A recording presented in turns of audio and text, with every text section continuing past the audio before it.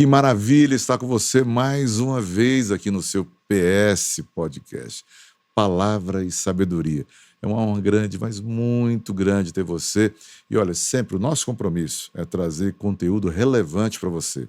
Algo que possa te acrescentar no seu dia a dia, na sua experiência, e que você possa dizer, puxa, valeu a pena ouvir, valeu a pena participar desse podcast. E hoje eu estou trazendo para você uma pessoa que eu aprendi a amar muito e admirar muito nessa cidade. Ele é um apóstolo, já pensou? É apóstolo Jonatas Cavalcante. Eis-me aqui, meu amigo, eis-me aqui, seu amigo. Maravilha, que honra grande, apóstolo. Privilégio, viu? Divido essa honra contigo sempre que nós nos encontramos. Boas memórias, nós restauramos e podemos construir muito mais outras para a frente. Com certeza. Só para a gente começar, então, batendo Sim. esse papo aqui, eu gosto sempre de balizar a pessoa na questão acadêmica, Sim. na questão familiar, para que a pessoa você que está conosco agora, possa perceber o porquê que está falando algumas coisas. Né? Às vezes você vê uma fala e parece que está dissociada da realidade, mas quando você sabe quem é a pessoa, você começa a entender, então, por que ele está falando aqui. Então, eu queria que você me falasse tanto a questão familiar, a questão de igreja, como você começou, e a questão acadêmica. Familiar, igreja, como comecei. Bom, a família. Eu nasci num berço de ouro e tive a oportunidade de nascer em um lar cristão. Isso é privilégio. É verdade. Eu sempre falo para as pessoas, olha, se você não teve essa oportunidade de nascer, você pode fazer com que outras pessoas venham a nascer nesse berço. Uau. E eu tive essa oportunidade. Meu pai, batista, tradicional, com eco. Bem tradicional mesmo. Uau, foi ótimo. Enfim, essa família me deu instruções de vida, me deu uma base para se posicionar na sociedade. E me deu muito amor. Meu pai, sempre muito assíduo, sempre ocupando cargos dentro da Convenção Batista, se prontificando, se posicionando dentro da posição batista. Minha mãe também ao seu lado. Então foi muito importante essa formação familiar para mim, que me deu essa base bíblica. Eu costumo dizer que meu pai sempre foi meu herói e minha mãe meu porto seguro. Ele sempre referenciou a Bíblia como princípio de fé e prática a partir de casa. Uau, isso é fundamental. A partir de casa. Você teve o privilégio de ter um pai íntegro, ou seja, que é a mesma Perfeito. pessoa dentro de casa e na igreja? Sempre se desafiando e desafiando as outras pessoas a viver o desafio de viver o que prega Uau, isso é e pregar o forte. que vive. Top. Mas sempre a gente tem essa imagem do meu pai na minha residência. Hoje, nós temos aí uma saudade porque ele voltou para casa, né? Ele, como um bom soldado, voltou para o quartel-general nos céus. Qual a idade que ele foi? Ele foi com 76, 76. Sério? Muito novo. Mas quem decide... É papai do céu, né? Quem decide tem toda a autoridade para isso. Enfim, família, você quer ver mais parte acadêmica? Acadêmica. Então, naturalmente, eu seguiria o caminho teológico. Mas como meu pai, ele veio do interior e ele tinha um conceito assim de autodidata, ele continuava fazendo as coisas por conta própria, ele não gostava muito da formação. Ele chegou a entrar numa escola técnica, mas ele disse, olha, faça o seu melhor. Porque ele tinha um versículo que ele colocava na mesa todos os dias, dizia assim, olha, maldito é aquele que faz as coisas do Senhor relaxadamente. Sua memória. Mesma tradução. E eu comecei a fazer o que eu podia fazer de melhor nesse mundo, comecei a trabalhar com informática, né, e me interessei pelo mundo da informática, só que eu cheguei num determinado momento em que havia aquele nivelamento salarial pelo diploma. E eu não queria fazer nada com diploma, porque eu disse, olha, eu já sei fazer o que eu faço, eu não preciso de uma aprovação de um papel para compensar. Só que amigos da igreja onde nós vivíamos, eles tinham o diploma e falavam, olha, existe uma sociedade, e nessa sociedade existe a regra do jogo dessa sociedade.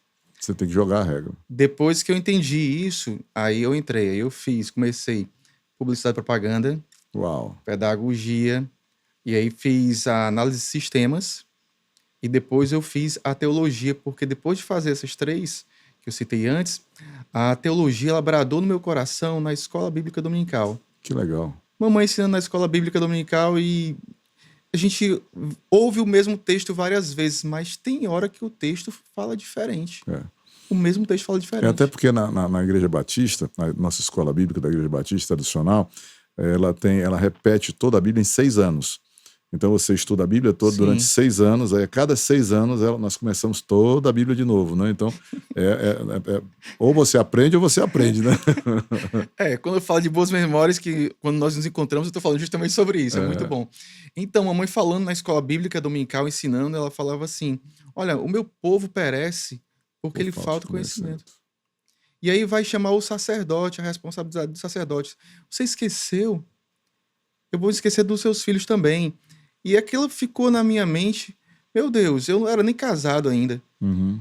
mas eu entendi essa questão de geração, de gerar filhos, através do ensino. E minha mãe era mãe de muitas pessoas, meu pai era pai na fé de muitas pessoas, e eu? Onde eu me encaixo?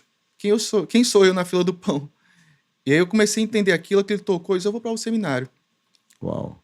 E aí fui pro Seminário Batista, me dediquei em virtude desse ensino do papai, de fazer as coisas, tudo que você pegar, faz o melhor. E aí me dediquei, ensinei no Seminário Batista, e chegou um ponto em que, peraí, tem a formação agora de bacharel de teologia, mas eu preciso me especializar em algo. Aí fui me especializando, aí veio o restante da história. Uhum. Família, teologia, ou mais. Agora a sua profissão, o que você faz hoje? Pois é, aí veio o propósito de vida. Quando eu me formei em teologia, eu já havia constituído uma empresa que fazia serviço para os Estados Unidos. Uhum. Uma empresa de real estate, que vende casas, títulos, capitalização para comprar casa e também carros, enfim, título nos Estados Unidos compra tudo. Uau. E estava bem nessa questão, né? Mas só que todas as vezes que eu sentava no banco, o que tinha uma oportunidade para ministrar na igreja, existia algo que valia mais a pena do que o meio de vida estava funcionando na minha vida. O prazer da pregação era maior. Era só que a missão de vida estava florescendo em mim. Uhum. E quando isso floresce, não há nada que pague É mais impressionante. do que a palavra de Deus no seu coração, através de você, apesar de você. Esse fluxo do Espírito, ele é impagável. Pardal encontrou casa, e andorinha ninho para si, e eu, Encontrei os os teus teus altares, altares, Senhor. Senhor dos Exércitos. Essa Salmo sensação, meu amigo. 34, você não consegue sair mais, né? Disse, um dia na tua presença vale mais do que 1000. Não... Aleluia. É nesse momento que a presença de Deus começa a invadir os estúdios e a gente não sabe mais nem Aí o que começa a vai sair. chorar. É. Pois, enfim, foi essa a ideia que nós tivemos e que desenvolvemos. Senti isso, e aí foi para o altar e ministramos na Igreja Batista, então, a ser pastor não é só querer, tem que ter alguns critérios. Você sabe muito bem disso, né, meu amigo? Tem vários critérios, não é só querer, então tem que se posicionar direitinho, tem uma série de critérios que tem que ser atendidos. Uhum. Aí nós prestamos essa série de critérios com honra e fidelidade ao conceito da tradição da época. E aí nós assumimos, tivemos transição pastoral na igreja que nós estávamos e eu fui um dos candidatos. Um dos candidatos. E aprove a Deus nós estávamos pastoreando a Igreja Batista em Vila União durante muito tempo. Até que veio algo que era a especialização. Hoje eu falo de forma assim, mais lúdica, mas uma especialização da fé. É quando a sua fé ela não cabe mais nas quatro paredes. É quando ela tem que se estender, ela não fica mais na tradição. Ela tem que ter uma ação além da tradição. O avivamento.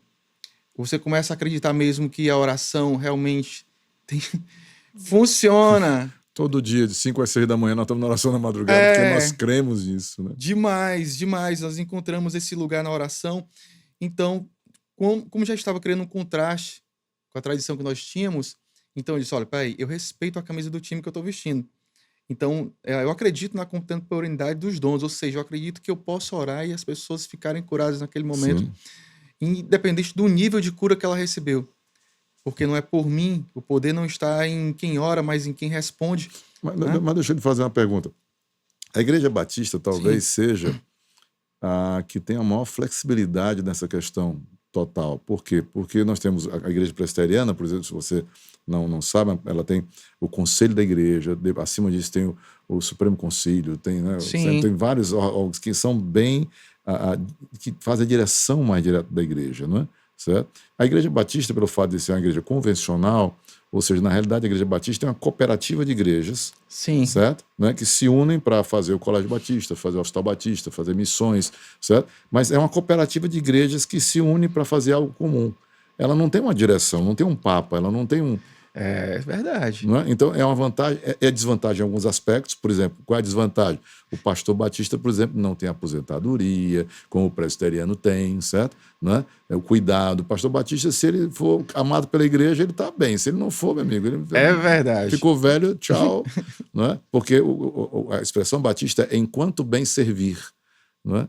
Então, o pastor é pastor enquanto bem servir. Então, é bom e é ruim. Mas você sentiu mesmo na Igreja Batista Sim. essa prisão, essa maneira de... Sim. Porque a fé, ela começa a se manifestar de maneira assim, de multiforme graça. Ah, E a minha palavra de oração já não estava mais sendo suportada no português. Mesmo antes de entrar no uau, hebraico. A gente começou a fluir em línguas ok. e acreditar mesmo em manifestações que são fora do tradicionalismo. Uhum. E aí eu respeito o tradicionalismo porque a gente entende que cada tradição tem a sua missão, tem sua função, Eu acho né? que tem que ter o espaço, né? Tem seu espaço. Tem seu espaço. E aí, sei lá, Alguém só vai se converter só na presbiteriana, outro só vai se converter só pois na é, batista, outro só vai se converter na Assembleia de Deus, só na vai se Assembleia de converter Deus. no reteté do fogo, do Exatamente. pandeiro rodando e tal, né? Exatamente. Caindo de cabeça, caindo, pulando, dando cabalhota. Então, tem um lugar para cada pessoa. Tem gente que vai, se chegar num lugar desse, barulho demais, eu não gosto, eu quero uma coisa Exatamente. mais, né, reflexiva, uma coisa que eu possa meditar, Sim, contemplativa, né? Então, tem espaço para todo mundo. sim. É bom que o público deve estar notando porque é que eu te amo demais, que a gente restaura memórias, enfim, fundamentos com sabedoria. Mas, então, a minha fé já não estava mais se encaixando na tradição. Uhum. E aí cheguei para os líderes e disse, olha, eu já estou acreditando em coisas que a gente normalmente não acredita aqui e já estou começando a me manifestar. O sapato está ficando apertado para mim, então não é mais o meu número. Então, assim, respeito, não é que eu vou de um lugar que está bom para um melhor, não, eu vou para um lugar diferente. Isso, mas foi uma coisa honesta da sua parte, É, né? Porque algumas pessoas fazem o quê? Né? Vou migrar todo mundo, vou levar todo mundo, vou transformar aqui, vou fazer uma coisa, né? E você, não, você disse, olha, tive uma experiência diferente, vou ver a experiência, não é sim, que é melhor ou pior, não existe nível nisso aí, é sim. simplesmente diferente, isso é fantástico que você está colocando É aí. diferente, porque essa Se questão... todo mundo tivesse esse respeito, a pessoa que benção, hein? Olha, eu acredito muito que as nossas diferenças foram das coisas que mais, assim, me encheu minha vida com a sabedoria que a gente aprendeu em Israel. A partir de Israel, a partir do hebraico, vamos falar sobre isso também, espero. Que as nossas diferenças, elas nos completam. Isso, E quando a gente pode contemplar a beleza do diferente, a gente pode contemplar a vida numa propriedade maior, em abundância. Em abundância, não limita a nossa existência. Se todo mundo fosse igual, a gente não fazia diferença nessa um vida. horror, né? Tem expressões que a gente guarda, por exemplo, em Israel, quando a gente fala assim, meu amigo, não importa algo, eu vou te oferecer algo e você, se eu não quero isso não importa pra mim. Literalmente a gente fala assim, lo mechané, isso não faz diferença. Se não faz diferença, que diferença faz? Então as pessoas precisam ser diferentes. Eu acredito que o eterno nosso Deus, ele ama as diferenças. Isso, Né? O homem tem que ser diferente de mulher, pra isso. gerar, pelo menos para Tudo gerar igual, filhos. ficou horrível, né? Enfim, aí o que é que acontece? Essa fé estava explodindo dentro de mim, então falei com minha esposa, em oração, a gente buscou mais de Deus, direcionamento, procuramos alguns mentores, e aí esses mentores nos deram liberdade. A gente criou um ministério chamado Comunidade de Tempo de Restauração, Uau, que legal. que ela se propõe a restaurar aquilo que estava dentro da gente de forma mais abundante. E dão liberdade às pessoas. E a gente deu liberdade para as pessoas se manifestarem. A igreja cresceu. Foi muito importante esse tempo. Eu conheci de perto a apóstola René Terra Nova, você conhece? Muito. Foi meu colega de seminário, sentava do meu lado no seminário da Batista do Norte do Brasil. E ele me deixou muito à vontade. Pense numa figura. Pensa na figura. Amo demais. Enfim, ele deu liberdade para a gente se expressar e mostrou que também havia partido de um princípio parecido, Isso. né, uma história parecida. E a gente cresceu enquanto igreja local. Ele foi pastor da Igreja Batista Memorial lá de Manaus. E foi para lá a convite do meu primo, o Anderson Munguba, que era moderador da Igreja Batista na época, né? E convidou o René François de conferência e depois fez o convite para que ele fosse pastor lá. E quando a igreja começou a crescer, né? e que tiraram, o René caiu na besteira, sabe, do sagrado de mudar o batistério de lugar e quebrou o batistério, né? Então alguns irmãos mais tradicionais não gostaram, pediram para ele sair da igreja, né? E aí ele disse, eu saio com uma condição, que vocês me abençoem, só isso. E os irmãos abençoaram ele, saiu tranquilo, foi uma bênção, tranquilo. E meu primo, então eles começaram a igreja na casa do meu primo lá, né? E então cresceram juntos. Meu primo foi durante muito tempo o braço direito do René, lá na parte da tesouraria. Ele é um empresário muito bem sucedido, hoje é um milionário lá. Esse meu primo é sério, mas continua simples do mesmo jeito. Então a história do René perpassa também, não somente no nosso encontro no seminário, mas depois em Manaus com a nossa família. Então ele está lá, amado e querido. Amigo, a sua vida e família são preciosas. Enfim, eu me senti muito à vontade caminhando com ele, em virtude desse amor que ele tinha por gente, multidão. O nome dele, aquele homem é multidão. Impressionante. Multidão. Enfim. 50 mil pessoas no Sambódromo lá em Manaus, rapidinho ele bota. É rápido. Uma das coisas que me impressiona, que marcou, eu estava andando com ele lá em Israel, ali no deserto do Negev, e chegava pessoas de vários continentes. Não era do Brasil, era de continentes mesmo. Uau. E semeava na vida dele de forma de gratidão por palavra que ele falou em português manauara. Traduzido pelo inglês e pelas várias línguas, e foram alcançadas pela fé. E eu gostei, a gente cresceu, aquele ciclo de vida foi bom. Só que chegou uma hora que essa é a parte do que eu faço hoje. Quanto mais você ora, mais você escuta Deus. A oração, realmente, quando a gente entende que o Espírito Santo, ele intercede por nós, até mesmo com gemidos inexprimíveis, existe uma tradução. A gente está falando, mas na realidade a gente está buscando a escutar. E aí, ouvindo a voz de Deus, eu e minha esposa sentimos paz em liberar a igreja, que a gente tinha a comunidade, que havia crescido em 450 pessoas em células. Uau. Para de igreja batista, que o máximo, na nossa tradição, era 90 pessoas, a gente tinha virado assim, mais de 3 vezes o número. E aquilo já era muita gente para a gente. A gente foi liberamos em 3, depois ficamos com 1 e depois sentimos paz, mesmo quando liberamos tudo, sem entender muita coisa. Só ouvindo profetas que diziam, olha, é muito maior do que isso que Deus está querendo para a vida de vocês. E é arriscado você ouvir profetas assim, com a perspectiva muito longe, mas nós sentimos paz e tínhamos mentores, amigos, e liberamos. Quando nós liberamos as pessoas, eu disse só, nós precisamos pelo menos de uma confraria, de pessoas que a gente possa estar para falar e ser ouvido também. E a gente ofereceu o nosso ouvido para alguns amigos pastores. A gente, olha, pastores só quem vai poder ouvir a gente agora são pastores, líderes de ministério, porque eles vão entender. Mas é aí que nasceu a nossa convenção, a AME? A AME. Uau! Então deixa eu fazer agora a segunda parte da apresentação dele, né? Nós estamos aqui com o apóstolo Jonas Cavalcante, presidente da AME, né? E eu quero que ele fale para a gente agora o que é a AME, o que é essa convenção de pastores poderosa. Só seguindo o trilho.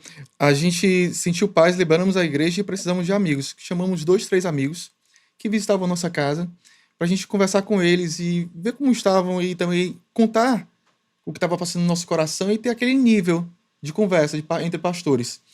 Bom, nós entregamos ouvido aos pastores e recebemos coração. Quanto mais a gente ouvia, mais os pastores entregavam coração. Trouxeram as esposas e aí a gente começou a fazer não era um PG, era um encontro de amigos. Só que amigos, quando encontram verdadeiramente algo bom, compartilham. Compartilharam. E quando eu vi, estava 15 a 20 pessoas reunindo. A gente louvava, conversava, compartilhava um estudo, mas ouvia mais do que compartilhava o meu estudo. E a gente nós ainda temos um pouco de batista dentro de nós. Vamos registrar esse negócio, porque não vai sair nunca. Sem ordem não tem progresso. Então a gente vai seguir as cores da bandeira nacional, mas principalmente o slogan, ordem e progresso. Vamos registrar uma associação, porque a gente vai conseguir benefícios, vamos conseguir batalhar benefícios na iniciativa pública e privada para os nossos amigos pastores. Havia pastores em todos os níveis, pastores mais organizados e menos organizados em níveis de organização diferentes. Registramos. Quando nós registramos, nós percebemos uma demanda no nosso estado. A pergunta era, quem vigia, eu vigia, quem pastoreia, eu pastor. Nós sabíamos que haviam pastores que já estavam com cobertura pastoral, Uhum. pastores que já estavam em denominação, mas precisava de amigos. Não, o que eu vejo, apóstolo, nessa minha trajetória da oração na madrugada Sim, no Brasil todo, é que mesmo estando debaixo de uma grande convenção, é muito difícil a ponta. é verdade. Os pastores estão sozinhos. É verdade. Sabe, porque eles se encontram com outros pastores uma vez por ano, Sim, na convenção, no encontro e tal, né? Mas no dia a dia, ele não tem com quem conversar. O pastor não pode conversar com ovelha. Então ele vai conversar com quem? pois é. Ele tem que procurar um ambiente pastoral, não é, que entenda as dores, as lutas, desejos, anseios. E a gente criou a AME principalmente para isso. Só que quando pessoas se juntam e que estabelecem um propósito no reino de Deus, o reino de Deus, como a gente sempre fala, é um reino de amigos. As conexões estavam gerando valores, meu amigo, imensuráveis. Uau. Pessoas que não se conheciam, que estavam no mesmo ministério pastoral, sofrendo as mesmas dores e Não os se mesmos... comunicavam. Não. E quando a gente conseguia mostrar um outro lado, porque existia muito aquela coisa de se pensar da grama do vizinho ser melhor do que a sua, e se pensar acerca do outro ministério, com diferenças. Perfeito, né? E com diferenças, a gente acabou, peraí, deixa eu fazer o seguinte: eu conheço esse pastor, então deixa eu mostrar um lado dele que você ainda não viu. Você pode estar vendo um lado negativo, deixa eu te mostrar o lado positivo. Uau. E isso, assim, gerou de tal forma um network, assim, espiritual, onde nós trocamos entre amigos mãos e abrimos os corações sem independência nenhuma. Nenhuma. A AME, ela não tem nenhuma ingestão. Ingerência, né? Na igreja não tem. Ela tem, assim, a ideia de chegar no coração do pastor e dizer assim, deixa eu ser seu amigo. Eu carrego muitos conceitos da mentalidade hebraica. A gente pode passar por essa parte também. Vamos chegar já lá agora. De que, por exemplo, existem duas palavras para amigo na Bíblia em hebraico. E essas duas fazem muito sentido para o que a gente faz na AME. Por exemplo, a primeira palavra é haver. Haver é uma palavra para amigo. E essa palavra vem da raiz hebraica conectar. Uau. Então a gente entende que amigo é aquele que está conectado. A segunda palavra é yadid, que é a junção de duas palavras, a palavra mão e a palavra mão. Mão significa amigo. Mão com a mão significa amigo. Meu Deus. Isso formou a logomarca da AME. Tem um escudo que no meio são duas mãos formando um coração. Quando a gente estende a mão para um amigo e aperta a mão, a gente forma uma conexão de amor muito maior, muitas vezes, do que a conexão de sangue que corre nas veias por falta de opção, muitas vezes. Você não escolheu, né? Não é escolhido. Amigo é aquele irmão de decisão, não é o irmão de condição. Uhum. Isso faz toda a diferença. Os pastores na cidade começaram a dar ouvido a essa voz, pastores mais organizados que entendiam que precisava ser feito algo em Fortaleza, Ceará, nessa condição de ouvir pastores, eles começaram a dar um apoio. Uhum. É o que a gente tem hoje na AME, são apoios, pastores e amigos como Uau. você, Maravilha. que sempre assim, estão prontos a mentorear. E a gente tem feito esse trabalho na AME, tem somado hoje. Hoje nós temos praticamente em carteirinhas, que a gente imprime uma carteira, um registro social, 113 pastores, onde a gente pretende que esses pastores, no mínimo, meu amigo, eles tenham um curso de teologia básico. Ótimo. E um CNPJ. Uhum. Isso a gente acredita que gera mudança, uma transformação social. Isso. E aí a terra começa a mudar mesmo. Ou seja, É legalidade nas duas áreas, né? Espiritual e humana, né? É verdade. A gente Excelente. ora, venha o teu reino, seja feita a tua vontade, aqui na terra, assim como é nos céus. E existe lei, existe Céu instrução. organizado. A gente faz isso dentro das limitações, mas isso preenche a nossa missão de vida. Maravilha. Todas as vezes que eu sento com pastores, que eu tenho a oportunidade de ouvi-los, quando você ouve alguém, meu amigo, você diz assim: existe lugar em mim para você. Uau.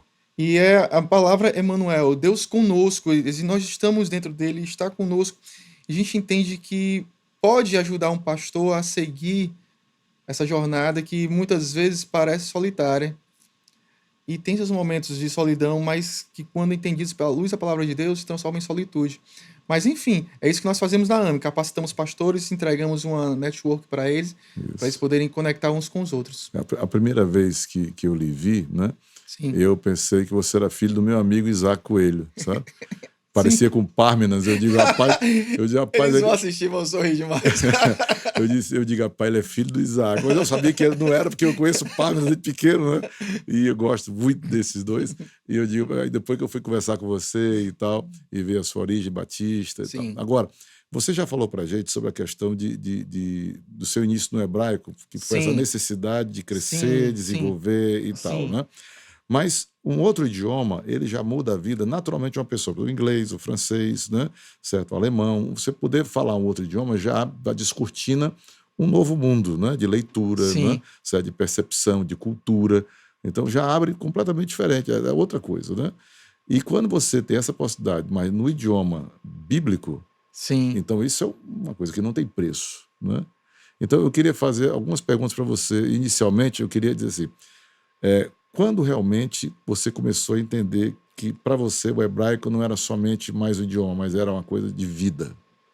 Bom, ainda na Igreja Batista, eu já entregava o conteúdo de hebraico de Antigo Testamento. Sempre fui muito chegado nessa área.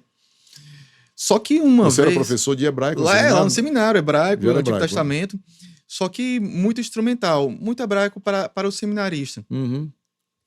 Nada de conversação. Ok. Você tem o hebraico que você estuda de forma acadêmica, ele te dá instrumentalidade para você conhecer Examinar as dicionários, palavras, né? a A sua origem, exegese, exegese, enfim. ok. Mas quando você se propõe a falar o idioma, aquele idioma fica vivo, ele Uau. começa a fazer sentido e você consegue se alimentar cada vez mais. E uma vez, eu conversando com um judeu que era filho de judeu, estava no Brasil, e ele assistiu uma das minhas aulas de ouvinte. E ele disse, amei o que você falou. Uau. Só que... Mas é uma pena que não está escrito muita coisa do que você falou. Eu disse, como? Qual a sua versão da Bíblia?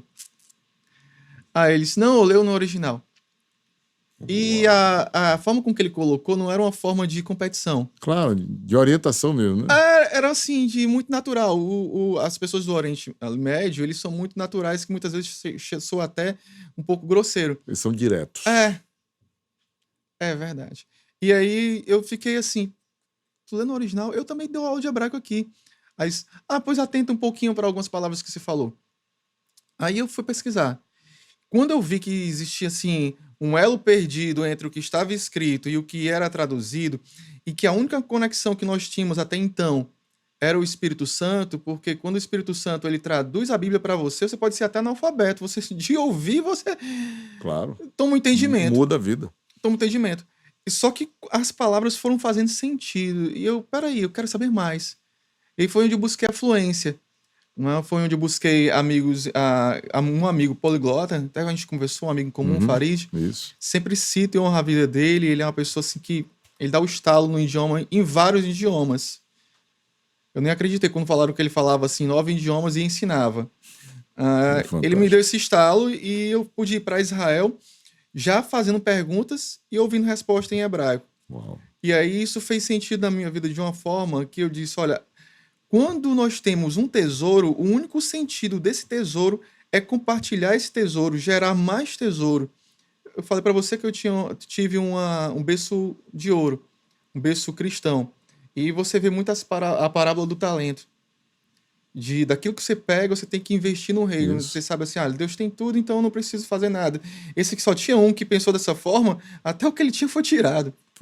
Tem que desenvolver. Então eu peguei aquilo e disse, olha, vou transformar o que eu sei em um curso, em uma jornada mais fácil. Até então o hebraico ele se dividia e ainda em alguns cursos.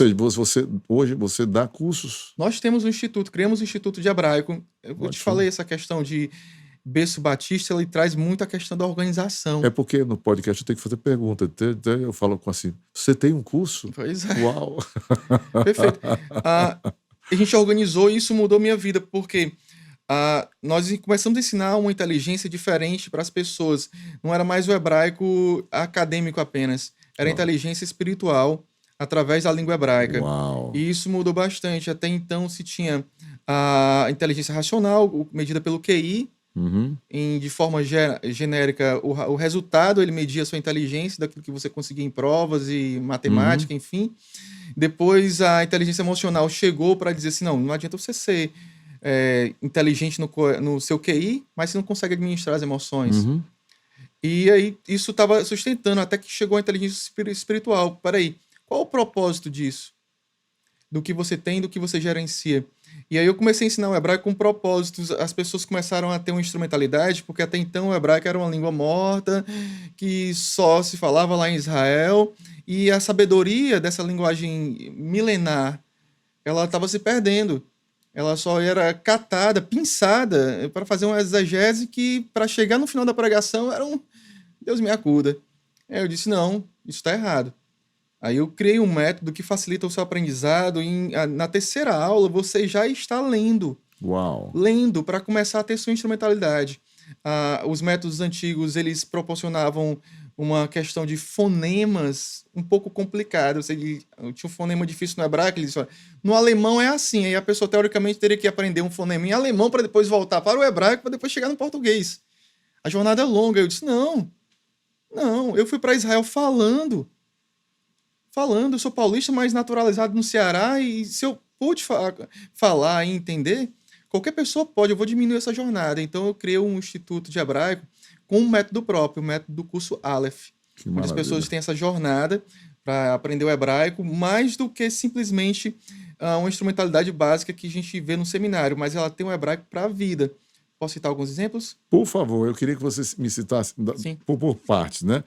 Primeiro, assim, uma palavra ou uma tradução que você fez que mudou a sua compreensão espiritual, Sim, certo? essa é Depois eu terrível. queria que você me dissesse uma que mudou a sua compreensão doutrinária, que era uma doutrina que você tinha, mas quando você conseguiu observar no hebraico, você conseguiu compreender de uma forma diferente, certo? Vamos Então, falar sobre isso mesmo? Vamos.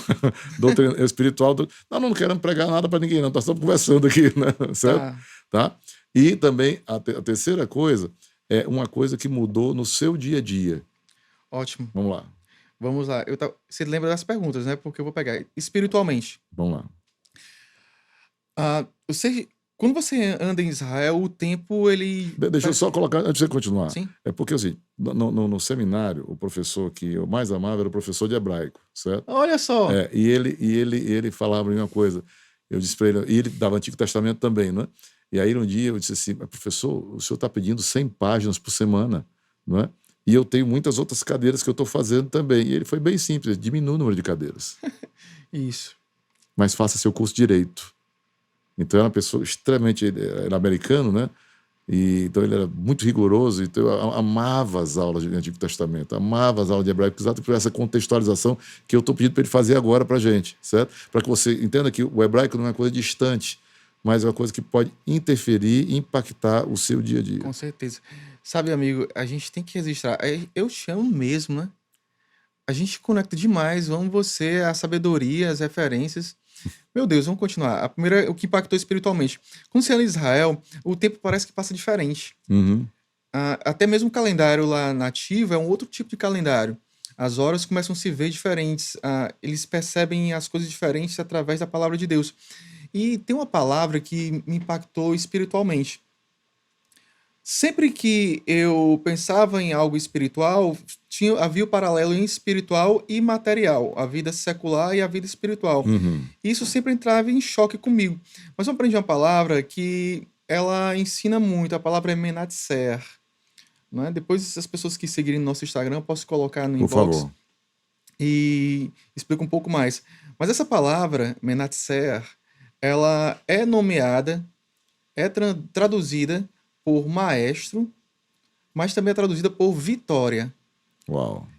E sempre que entrava nesse tipo de entendimento, peraí, como é que uma palavra serve para duas coisas que aparentemente distintas, vitória e maestro? Bom, o segredo é que quem sabe reger o tempo na vida tem vitória. Tem vitória. O hebraico é uma língua linda porque ele tem movimentos. A mesma palavra, as mesmas letras, com vogais diferentes, ela tem uma pronúncia diferente. Vogal no hebraico significa movimento, tenuar. movimento. Então, essa mesma palavra com movimentos diferentes, ela também pode ser traduzida por derrota. Então, a vitória e a derrota está de acordo com a regência da vida do seu tempo. Aquilo que você prioriza na sua vida. Todo mundo sabe que não existe falta de tempo para fazer algo, existe falta de prioridade. E aí, isso mudou espiritualmente minha vida. Eu tenho uma frase, certo, que é até muito dura, sabe? Conta. Eu digo o seguinte, ensino isso no Vida 3, né? Eu disse, quem não tem tempo para nada é vagabundo. Podcast Sabedoria, nós estamos aqui, PS Podcast. Obrigado. Porque quem tem sabedoria tem tempo para tudo. É verdade. É verdade. É verdade. Bom, isso mudou espiritualmente porque o secular e o espiritual eles já não entraram mais em choque.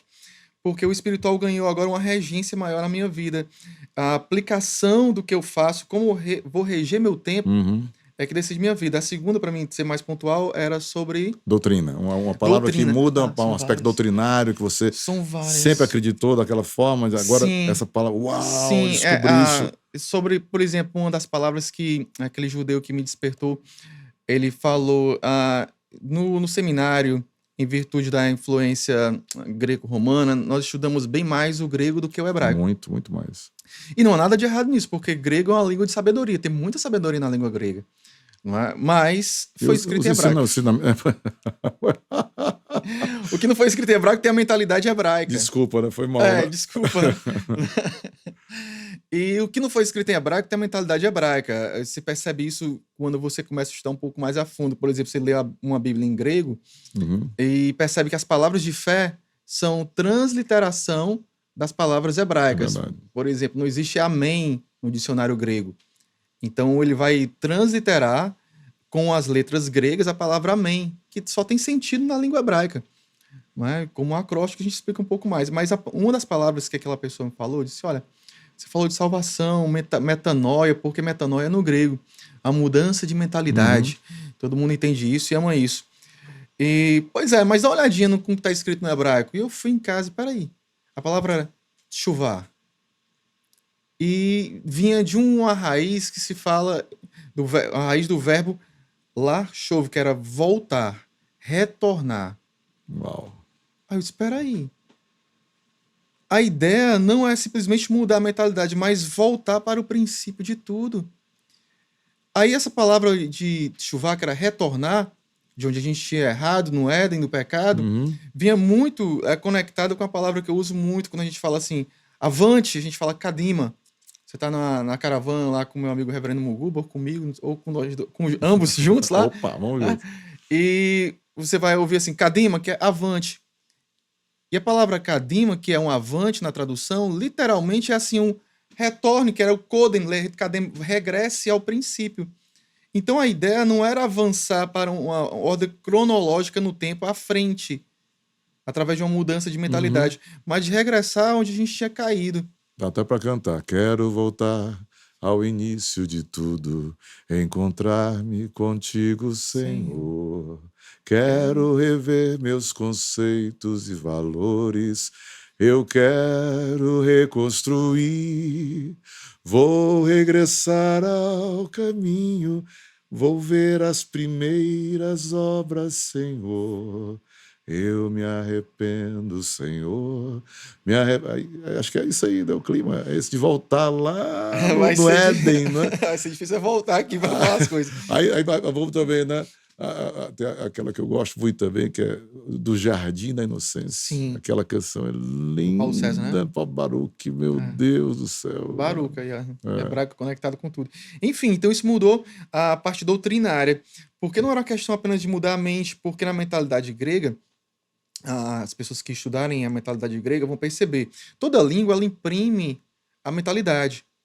É por isso que eu sempre falo, olha, o que não foi escrito em hebraico na Bíblia, teve a mentalidade hebraica. A mentalidade grega, você pode mudar a mente, mas o corpo continua indo para uma outra direção. E isso merece uma atenção, porque você pode pensar com a mentalidade X e viver com a forma Y. Isso é complicado, isso tem uma influência muito grande. Dá uma doença louca. Dá sim, meu amigo de sabedoria. Dá sim. E já a mentalidade hebraica, não, o chuvá, o retornar, não. voltar à origem para reconstruir no Isso. outro patamar. Você percebe a caminhada, eu não Uhum. posso só pensar diferente, eu tenho que andar diferente. Eu tenho que andar diferente, as palavras se conectam. Por exemplo, Jesus disse: "Eu sou o caminho, a verdade e a vida". A palavra caminho em hebraico, derer, é a mesma palavra para comportamento. Uau. Então é a forma com que eu me comporto. Na igreja tinha uma musiquinha que você deve lembrar, viu um homenzinho torto que morava na casa torta, sua vida era torta. Mas Jesus endireitou, né? E aí, a forma... Eu só não posso fazer a piada que não era da minha época, porque eu sou bem mais velho que você. Ai, amigo, eu te amo. Mas enfim, o comportamento ele tem que ser alinhado com aquilo que eu penso. Uhum. A boca fala do que o coração tá cheio. E isso começou a criar um outro tipo de entendimento teológico na minha vida. Não era mais um entendimento assim apenas de pensar diferente. Tinha que agir diferente. Então isso mudou doutrinariamente. A próxima? Na sua vida, né, particular. Sim. Por exemplo, tem uma palavra muito boa que na maioria das vezes é mal traduzida, mas a gente sempre gosta de agregar conhecimento, até mesmo para instigar pesquisadores Uhum. que vão ouvir esse podcast. Por exemplo, a palavra amor no hebraico é ahavá. Essa palavra ela tem algumas distinções, mas a tradução mais próxima a gente pode traduzir por intensidade. Amor é o que você faz com intensidade. Qual o tipo de intensidade que você atua na terra, atua para as coisas? Por exemplo, eu li aquele texto que Davi amou a Jonatas mais do que o amor de muitas mulheres. Uhum.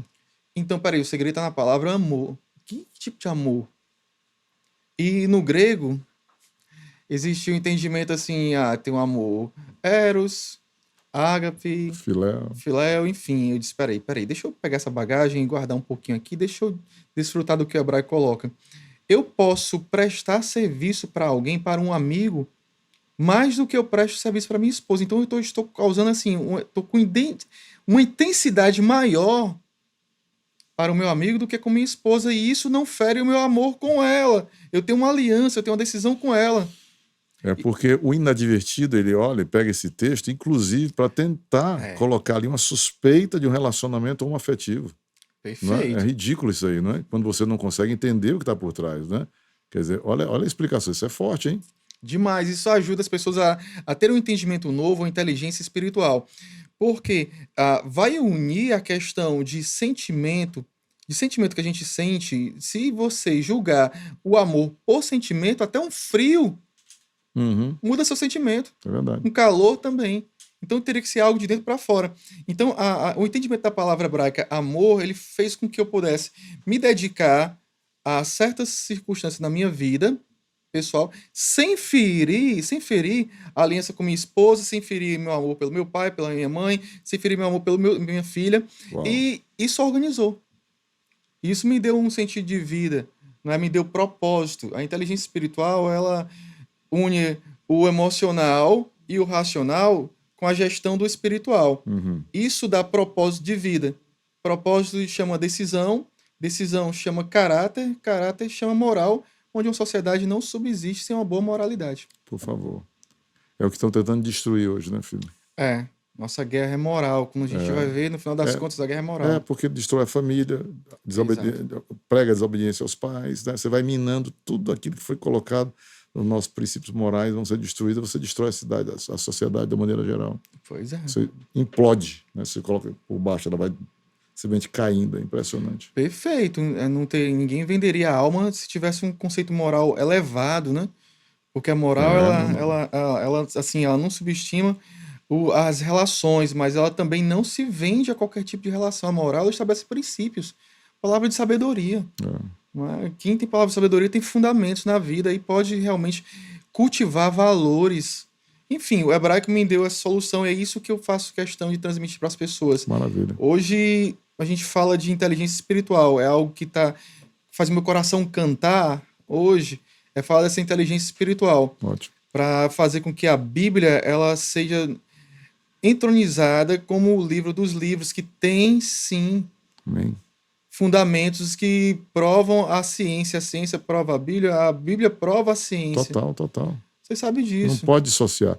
Agora, só talvez você esteja assistindo agora, vendo essa expressão inteligência espiritual, Sim. talvez esteja questionando. Será que existe? Como funciona? Só para você ter uma ideia, o leque de inteligências é tão grande que Sim. nós temos, por exemplo, a inteligência culinária. Você pega a mesma receita, entrega para duas pessoas diferentes, com os mesmos ingredientes, todo o mesmo fogão, mesma temperatura, tudo, e vê se sai a mesma coisa. Não A pessoa sai. que tem inteligência culinária, ela faz a coisa que o sabor acontece, explode, né? E o outro não, o outro vai fazer uma coisa normal. A inteligência, quando ele fala de inteligência espiritual, é realmente quando você consegue discernir, entrar numa outra dimensão, Perfeito. né, de profundidade com Perfeito. Deus e daquilo que Deus colocou para o nosso dia a dia. Então, isso, se a pessoa consegue discernir isso, ela vai ajudar muitas pessoas. Demais, demais. Eu cansei de ouvir discursos assim, se você fizer hebraico, você vai virar judeu. Isso não, eu como no Habib's nunca virei árabe. O que tem a ver com a Pois é, outra? porque Meu começa Deus do céu. aquela tangente sem inteligência espiritual. Quando você percebe que Deus, ele para falar com o homem não precisava de nenhuma língua, quando Abraão começou a andar com ele, acho que dá para pontuar isso aqui. Quando Abraão começou a andar com Deus, Aham. se você chegasse para Abraão, de quem é esse telefone? Não tinha na época, mas vamos dizer, Hamur, um jumento. De quem é esse jumento? É ele. Esse jumento é meu, eu paguei por ele, é meu. Mas depois que ele começou a caminhar com Deus, ele percebeu que tudo que ele tinha era de Deus. E aí você perguntava para Abraão, de quem é esse jumento? Ele disse, é do Senhor. Até hoje, a língua hebraica, ela não permite uma posse. Sabe, isso é muito importante de se aprender. Uau. Ela não permite, não existe o possessivo no hebraico. Se eu tiver o jumento do Abraão, eu digo É assim, meu. eu digo assim, Yeshli Ahamur, eu digo assim, existe para mim um jumento, existe para mim um celular, existe. Isso Para o meu uso. para o meu mas uso. Não é meu, né? Não, a língua não deixa você pode traduzir, isso não é meu. Traduz para o inglês aí, a have, ou qualquer coisa do tipo, ou no português, isso é meu mesmo. Mas no hebraico não tem, porque a língua hebraica, ela é santa. É uma língua dedicada a dizer que existe um Deus. Quando você começa a estudar um pouquinho, olha como é diferente. É lindo. É diferente você estudar um hebraico assim, para uma aplicação pessoal, uma aplicação espiritual com inteligência. É diferente. Você percebe que as raízes das palavras hebraicas, elas estão na terceira pessoa, Uhum. do singular, no masculino e no passado. Ou seja, o verbo comer, lehol, a raiz dele é ele comeu. Ele quem? Sempre Deus. Deu, a palavra latet, dar. Ele deu, é sempre Deus, é sempre chamando. Deus existe, tudo é por ele e para ele. Uau. Isso é a língua santa. É essa inteligência que eu costumo passar para as Aí pessoas. Paulo vai dizer a profundidade das riquezas, Não é? né? Você percebe? O Paulo Da podia, sabedoria e do conhecimento de Deus. Quão insondáveis são os São. teus. Meu Deus. podia ter ouvido a voz de Deus em várias línguas, ele falava várias línguas, o grego, a língua corrente, havia o latim, mas ele ouviu a voz de Deus Meu em Deus, hebraico. Ele chamou a atenção do povo dele ao falar em hebraico. Sabe, por mais que o povo falasse o aramaico em virtude Aham. da influência babilônica, mas o texto sempre foi lido em hebraico para que a mentalidade hebraica fosse passada. Uma mentalidade de nós pertencemos a um Deus. Isso é forte, e forte mais porque Jesus faz questão de frisar esse hebraísmo, mas não para que você se transforme em judeu. Eu não sei, sabe? São uns pontos importantes que a gente acaba com tanta liberdade nesse podcast falando, mas eu não sei, essa questão de virar judeu é complicada. Eu vou entregar uma palavra que vai salvar muitas pessoas, vou aproveitar essa audiência. Na Bíblia fala sobre circuncisão. Uhum. E quando você entende as palavras difíceis da Bíblia, você tem que passar pelo hebraico. É impossível contornar Jerusalém e a língua hebraica. Você tem que chegar lá. A palavra circuncisão em hebraico é Brit Milá. Brit Milá. Para o público ouvir bem direitinho, Brit significa aliança. Você tem um amigo chamado Gilmar Brito, não tem? Brit significa aliança. E Milá significa palavra. Então, desde a sua concepção etimológica, é uma aliança da palavra. Quando Paulo fala sobre a aliança no coração e Isso. faz questão de citar Abraão, olha, ele foi circuncidado antes de ser circuncidado na pele. Ele está chamando a atenção na aliança da palavra, que marca a vida. Então, com o sentimento tribal, é claro que eles tinham que marcar algum lugar. E o prepúcio masculino era o lugar ideal porque a vida passa por ali, enfim. Tem todo um contexto. Mas Deus, como você falou uma vez no podcast, eu anotando, disse, olha, a letra mata. Se você não entender o espírito da lei, da letra, Tá frito. mata as pessoas. Mata. Quando você entende que a aliança da palavra é mais importante, o meu interno é mais importante do que o externo, porque você entende que quando o eterno ele toca o nosso interno, ele muda o nosso externo.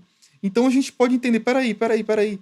Não tem como eu não preciso virar uma outra coisa, eu preciso ser restaurado, eu preciso chuvar, retornar aquilo que Deus me criou para ser. Amen. Eu preciso ser aquilo que ele me criou para ser. O hebraico traz isso. E não é para você simplesmente entender o que significa uma palavra, tira uma letra, tira outra, ou virar judeu. Não. É para desfrutar de uma inteligência chamada inteligência espiritual. Maravilha. Apóstolo, infelizmente nós estamos caminhando para o final já. Meu Deus do céu. Tempo gostoso. Tempo bom Obrigado demais. Eu sempre digo, eu tenho em você um amigo. Querido, você um é querido. mentor, uma pessoa que tem uma história que recebe um coração tão bom. Eu acredito que tem nomes bons para o seu podcast. Mas palavra de sabedoria encaixou com perfeição. Eu vejo sabedoria em você, a idade tem te acrescentado. Claro, você fez seus 15 anos agora, mas já tem Novinho.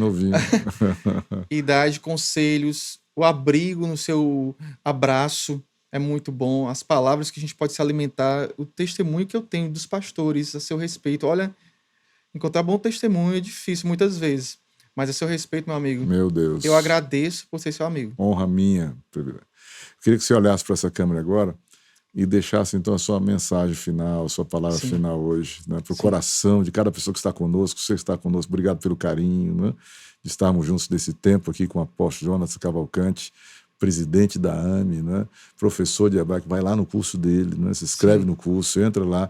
O teu Instagram, apóstolo? Curso Aleph, não tem como errar, curso, Aleph, A-L-E-F. A primeira letra do hebraico é a primeira coisa que você pensa quando quer aprender hebraico, no curso Aleph. Uau, maravilha. Dê sua mensagem agora, bem nos olhos do nosso pessoal em casa. Bom, a vida exige muito mais do que resultados pontuais.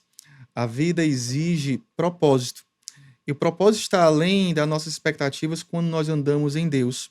Nós temos um Deus que nos faz caminhar sobre as águas. E se esse mar não se abrir, com certeza, ele vai te levar para o outro lado.